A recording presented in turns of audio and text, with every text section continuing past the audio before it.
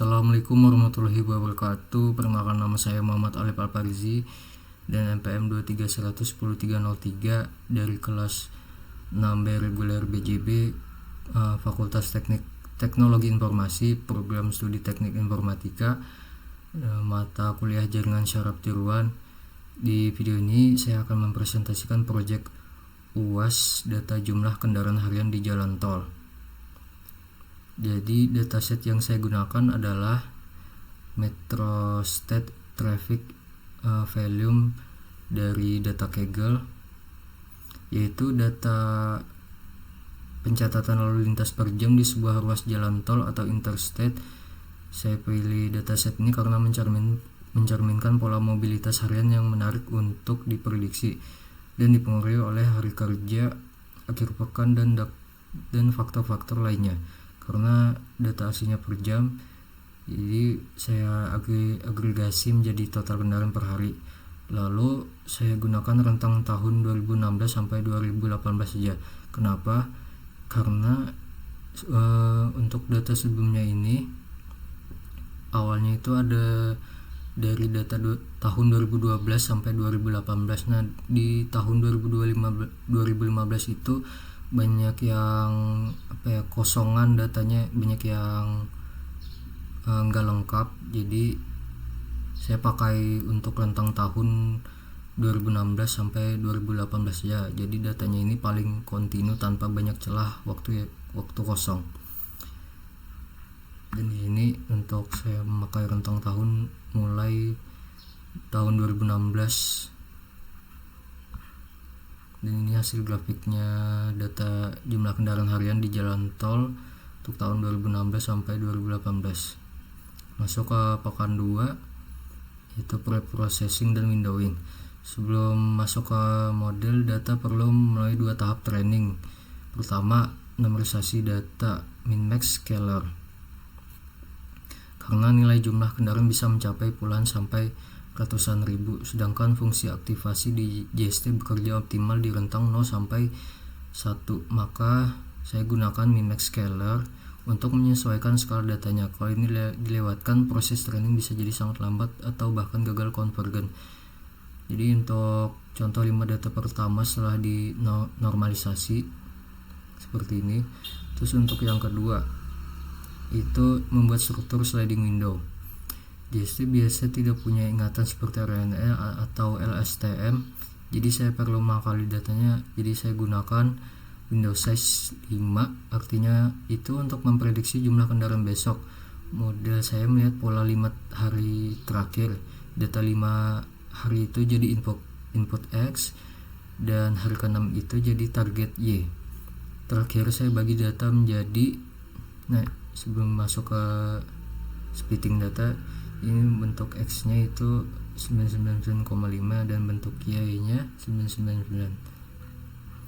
Dan terakhir ini saya bagi data menjadi 80% untuk training dan 20% untuk testing. Yang penting di sini data time series tidak boleh diacak, harus tetap berurutan. Kalau diacak, model bisa mengintip masa depan saat belajar dari masa lalu, itu namanya kebocoran data. Jadi untuk hasil splitting datanya itu hasil data trainingnya 799, terus untuk data testingnya 200. Masuk ke pekan ketiga, yaitu arsitektur JST. Untuk arsitekturnya ini saya rancang model sequential dengan susunan sebagai berikut: input layer dengan 5 neuron, terus sesuai window size nya. Lalu hidden layer pertama 12 neuron, hidden layer kedua 8, dan output layernya itu 1 neuron. Saya pakai fungsi aktivasi RLU di kedua hidden layer karena RLU itu mempercepat proses pembelajaran dan menghindari masalah vanishing gradient. Sementara output layernya cuma 1 neuron tanpa aktivasi karena ini kasus regresi. Saya hanya perlu memprediksi 1 angka, yaitu jumlah kendaraan. Untuk optimizernya saya pakai Adam yang bisa dianalogikan seperti sopir pintar yang otomatis menyesuaikan kecepatan belajar model supaya cepat kembali ke hasil yang terbaik. Dari model summary ini bisa dilihat totalnya ada 185 parameter yang akan dipelajari oleh model. Terus trainable parameternya 185 juga. Terus untuk non trainable paramsnya 0. Lanjut ke program 4, proses training. Jadi saya melatih model ini selama 100 epoch, terus dengan batch size-nya 8 epoch. Epoch 100 artinya itu model saya membaca seluruh dataset sebanyak 100 kali, dan batch size-nya 8 itu artinya setiap kali update bobot model belajar dari kelompok kecil berisi 8 data dari grafik loss ini.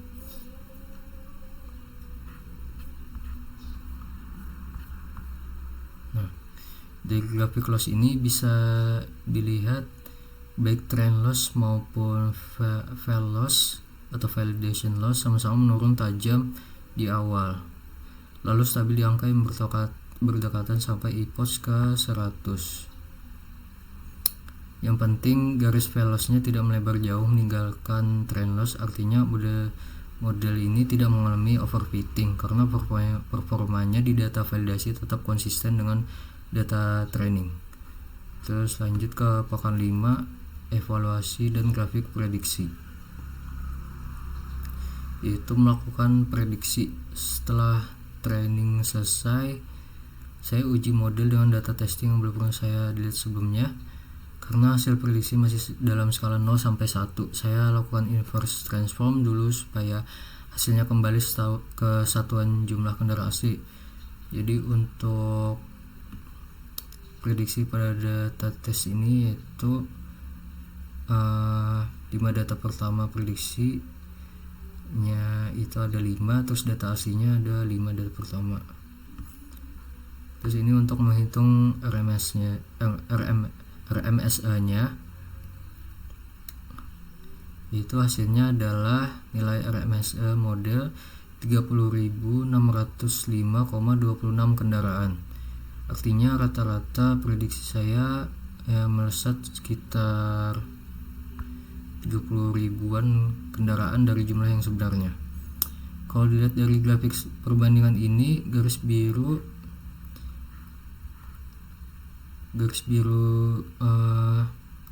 adalah data aktual dan garis merah adalah hasil prediksi modelnya. Terlihat model saya cukup baik mengikuti pola norma harian di kisaran 80 ribuan sampai